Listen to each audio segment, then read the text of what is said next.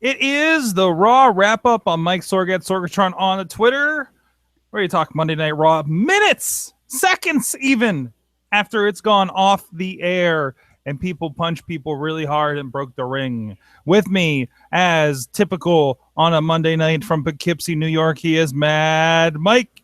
Oh, man. This is the slowest Fastlane I've ever been on, Sorg. It's the carpool lane to Fastlane to WrestleMania. Sure, that's definitely one way of describing it. Why couldn't we have had last week's Raw just again? We had some commentary when we said that we were going to do the show this week. Those guys suck out there. Yeah, that's their Twitter name. We converse with them often here on the Twitter. After the show tonight was going to be just 30 minutes of Battlestone because that's all this Raw deserves. And also join him on MySpace for his Raw after show gift card. So shout out to that. But no, it was a Raw. It certainly was, Sorg. The 9 o'clock point tonight, and I'm like, oh god, it's only 9 o'clock. As in, I looked back and I feel like there's a thing you would normally say. Nothing happened. I felt very much nothing happened, Sorg. Nothing of any importance happened. And I know Goldberg is something that happened, but it's not. Okay. Goldberg being on Raw is a thing that is supposed to be a thing that is supposed to be a happening. To get a monsoonism in there. Also, crowd doesn't help. Crowd was horrible all night. Oh my god, Green Bay can go fuck itself. I mean, granted, they weren't given much. No, but the shit they were given, they didn't respond to at all. No. Between Cesaro, Samoa Joe. Holy shit, we got Samoa Joe and Cesaro. Yeah, not the match I think we wanted, but still, not even close. No, but still, I think that's still something to look forward to. And no, it's not. No, it's not. On paper, yes. On paper, yes. Yeah, on paper. Unless you actually want to see Cesaro succeed at things. Mm-hmm. If you want, it will be even better on paper. Cesaro traded to SmackDown for The Miz. That would look even better on paper. Or for Baron Corbin. Move Baron Corbin over Raw, move Cesaro to SmackDown. Then that's something I'd like to see on paper. By the way, Sorg, speaking of paper, Braun never signed that contract. He didn't? No. Braun was the one who wanted the contract signing. He never signed the contract. What? Yes. What? Why? Like, at least have Mick Foley come out and say something like, "Oh, well, since you wanted this contract, I made some modifications. It's gonna be an ODQ match or something." So, especially they went everywhere, and now we're just having a match. Yep. We destroyed half the arena in the ring tonight. It's the Randy Orton Triple H syndrome. Unless it's something to get them to a match at WrestleMania, which... No, because Roman's fighting The Undertaker. I would hope. I mean, unless we're doing Phenom versus Phenomenal, which I'd be okay with too, but... Yes. We'll see. Other than that, New Day did stuff. Sorg. I think we should not talk about New Day segments until after WrestleMania. Because they're not going to matter until then, because they're just going to be pimping their hosting? Absolutely. I'm being dead serious about that. I'm being dead serious. We should not even mention them. I love the New Day. I love the New Day. But for 40 days, they are not going to mean jack all shit. For 40 days and 40 And they're nights. still going to keep winning, too, which is the sad and pathetic thing. 40 days and 40 nights until the New Day matter. Or till the New Day... could be important again. Until a New Day rises. I like it. Sorg, nothing happened on this Raw. You know what? I fucking agree with you. This is like the biggest things that happened here. Was talking. A lot fucking talk. Do you know what the biggest thing was, Sorg? Do you want to know the biggest thing that happened on this Raw? I'm going to tell you. Seth saying he will be at Nope. WrestleMania? Nope. No. The biggest thing on this Raw, you didn't even see. I want to have a guess. Okay. That the catering, when O'Neal said he was Irish too? Nope. No, Sorg, the biggest thing that happened on this Raw could only be seen in the tri-state area. That's the biggest thing that happened on this Raw. Legitimately, You're talking about the news that you saw. Yeah. So apparently in White Plains, New York, literally a week before WrestleMania, they advertise house shows and stuff like that. They advertised a house show of, get this, Sorg, this is more exciting than anything that happened on Raw tonight, and it was literally a commercial. It took 30 seconds. The team of Triple H, Kevin Owens, and Samoa Joe, is that something you might be interested in? Against the team of Chris Jericho, Sami Zayn, and a little guy by the name of Finn Balor. Sorg, that's the most exciting thing that happened on Raw. That's the most exciting thing. I'm sorry, nothing I'm surprised else. That hasn't popped up anywhere. They literally just said it tonight. Can you make sure you tweet that so we can break the story on our Twitter if nobody else is talking about it? Well, we're not really breaking the story. We need to, man. We need to talk about promotions. But anyways, so yeah, women's match I thought was good. I'm not saying anything about the match quality. No, match quality was fine, right, but let's get out of this discussion about story progression and setting up for let's a pay-per-view. About quality of the show. How much was watchable? Yeah, I'm going an hour. I'm going less. Yeah. I'm going legitimately less than an hour because guess what? I could have slept. I could have done anything else during this Raw. I would not miss a blessed thing. We talk about it, and yes, Raw's in a tough position, and people involved with Raw even say how this is bad. But it's been a while since I've watched Raw and been like, man, I wish I could take a nap. I almost did. I was watching a lot of YouTube during this Raw. I'm not gonna lie. I was desperately trying to keep myself entertained. Yeah. So there's that. Well, that's Raw. Yeah, I mean, because Enzo and Cass are tiresome now. Like, even Cass seemed tired of that segment. I noticed that too. Like, if we're building to Enzo versus Cass, I could be on board for that. Like a heel big Cass, I could be on board. It feels too soon. I don't know. Because, I mean, if you look at the progression, the only reason Cass has gotten into some shit is because of everything Enzo's done. True. And I mean, I don't know. Like, I know everyone's freaking out because Kevin Owens said the word evolution. Yeah, saw that. I don't think it actually means anything. No, probably not. It's kind of a little too much reading the tea leaves and we wanting something exciting to happen here. Because, see, here's the thing with evolution. And I learned this. I remember this quite recently. When Evolution was formed, there was only one main eventer. That was Triple H. Ric Flair was a manager at that point that reverted to mid-card, low-card tag team stuff. And Randy Orton and Batista were so new, they were basic mid-carders. Like, if you were to do an Evolution now, like, I know people are talking Kevin Owens, and Triple H are the new Evolution. No, that's not going to be a thing. Like, if it would be anyone, it'd be like Triple H as the Ric Flair of the group, Kevin Owens and like the Revival or something, which I'd actually be okay with. But you need like lower guys because that's not Evolution. That's like the 2-man power trip. That's not what we need right now. Right. Yeah, I mean, and really, I think the most exciting stuff that was happening today in general was the Hardy news that we'll talk about tomorrow on the show. It's only exciting if you don't watch TNA. If you watch TNA, it's depressing. If you want a lot of that discussion is happening over the Wrestling Mayhem Show Facebook group, so please check that out. I don't think there's much else. Oh, there was a few points. No, wait. There were a few points from tonight.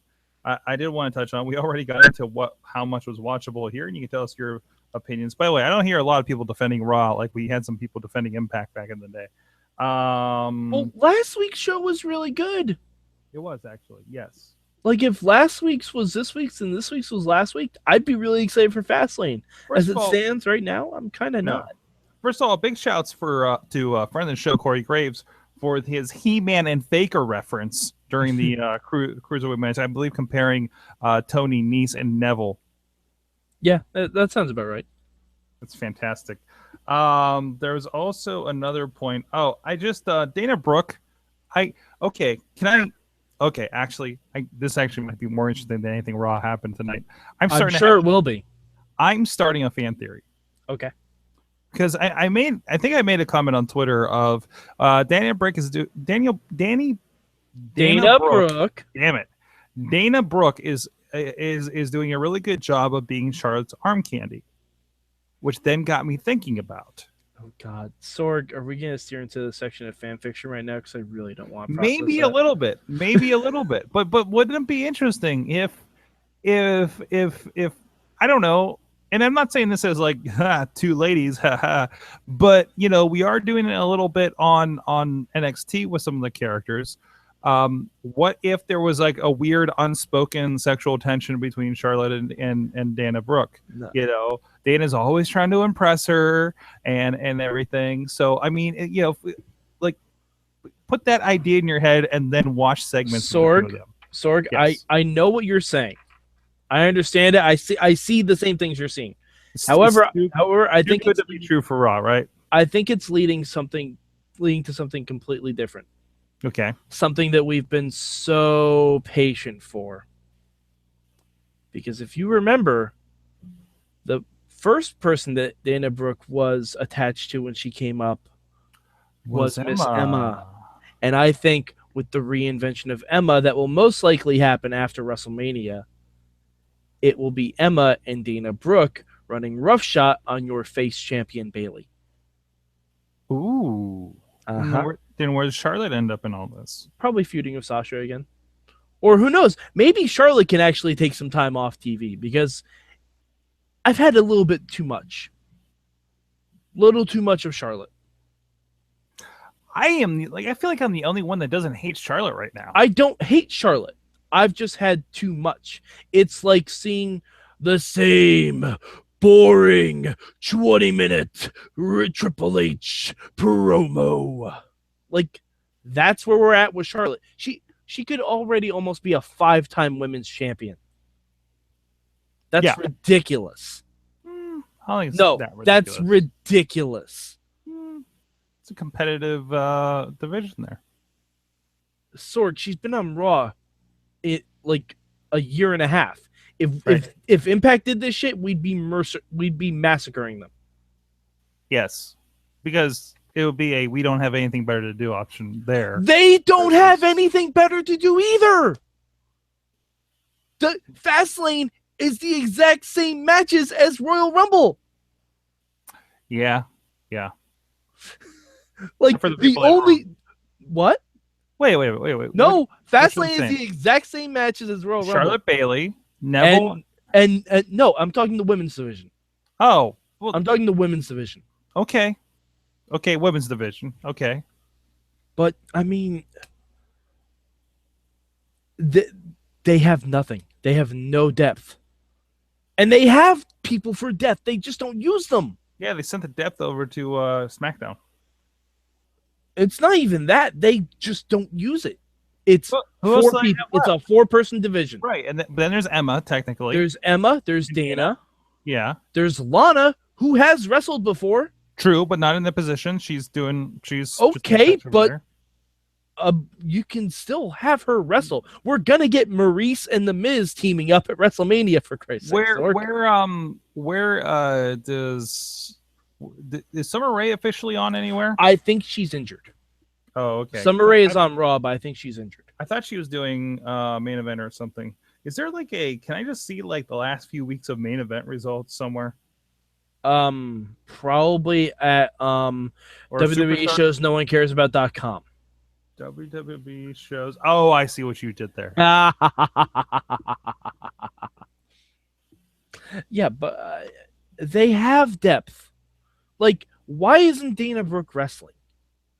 If we can have Enzo wrestle, we can have Dana Brooke wrestle. This is true. Like, even as the lackey thing that puts. And I am tired of seeing Charlotte in pay-per-view title matches. I am exhausted with it. No, I'm exhausted with it, Sorg. I'm completely burned out. What would we say if John Cena had a streak of 16 title victories on pay-per-view? What would we say to that? We would fucking hate it. We did hate it. I know. That's my point. Charlotte needs to not have a title match. Like, how about, I don't know, let's create some tension. Like, how about we have Charlotte versus Nia Jax for a number one contender spot? How about that? I'd like something interesting, something. Or if you have like a tag team match and Dana gets the upset win, so Mick Foley's like, oh, well, Dana Brooke got this win. Maybe Charlotte shouldn't be having this match. Maybe it should be Dana Brooke. Like, there are things to do instead of doing the same match over and over again. Because they want, I'm guessing they want a big four-way at WrestleMania. It's not going to be special if they've literally been wrestling each other every single week on Raw. Right. There needs to be a little variety. We bring in the jobbers for Nia to squash. We're not getting it for the rest of these girls. Yeah. Like, why isn't Charlotte squashing little jobbers? Right? Mm-hmm. I'd be okay with that. Like, just something to freshen it up, because we've had every combination of these four women except all four of them in the ring at once. And by the time we get to that point at WrestleMania, I'm probably just not going to care. Mm-hmm. And I feel like throwing them all in together doesn't make for a good match. No, it doesn't. Two of them leading in with a good story makes for a good match. Now, it would make a good story if you replace Nia Jax with Becky Lynch, because then there's history there. Right. There's history with that. Right. What if? Let me just to kind of take a context here. Where do you think the women's division as it stands now, the Raw women's division, peaked? Would you say Hell in a Cell? No. That Falls Count Anywhere match on Raw. Okay. That was after, right? Yeah. Okay. That was it. I think that was the peak, but there needed to be a turn, because after that it felt like, okay, now we're returning to the well. Yeah, right? Well, and plus, right after that hugely intense fight, Sasha just lost the belt again. Right. Because they have a bug up their ass about Charlotte being undefeated on pay-per-views, and it's annoying. It's not only annoying, it's you can't get behind anyone as champion because you have no title reigns that last longer than 3 weeks. Right. Do you know why the reason Charlotte losing that belt to Sasha was a big deal in the first place? Because she had a really long reign. That was the point. Yeah, she crossed over the women's to the Divas to the women's title. Yeah. And now they're even saying expect Charlotte to win on Sunday, which of course means she's probably not going to, because there's probably going to be a DQ, and Charlotte will win the match, keeping her undefeated streak. Bullshit. But she won't win the belt. Guarantee that's happening. Okay. Guarantee it. Put that out there. All right, guys. On that note, let us know what you thought of WWE Raw at Mayhem Show on the Twitter. Support the show at patreon.com/Wrestling Mayhem Show. Tune into the main show, live.WrestlingMayhemShow.com, or follow our Facebook page for Wrestling Mayhem Show. It's 10 p.m. Eastern Time every Tuesday. This week, I think Tonio Garza of the WrestlingRevolution.com will be joining us. And, of course, Mayhem Mania. A lot of fun stuff happening there. It's getting interesting. A lot of fans and friends of the show have been participating. Some graduating, like good friends like Jackson Argus, the IWC Rookie of the Year. So please support everything going on there and check out. Man, a lot of these guys tonight. I watched a segment with Sami Zayn, who resembles El Generico, Cesaro, who resembles Claudio Castagnoli and Samoa Joe. Sorg, how can you say he resembles El Generico? El Generico had a mask on. Yeah, body type. Okay. But if you look up any of those names, you can check out some past matches with all those people over at indiewrestling.us. Mad Mike, he's at Mad Mike 4883 on the Twitter. That I am. And also, if you tune in tomorrow night to Wrestling Mayhem Show, I'm going to be announcing my secret project I've been working on for a little over a month and a half now. Yeah, got some good stuff coming up here on the channel, so please check those out. Thank you so much, man, Mike, for joining. At Sorgatron on the Twitter, MikeSorg.com, SorgatronMedia.com for all the fun stuff we have going on. New podcasts in the works, so please stay tuned for that as well. Probably coming up in April for you ladies out there. I know I'm in the wrong audience subset here with the Mayhem Show, but I know. We'll see you guys next time. Keep it raw.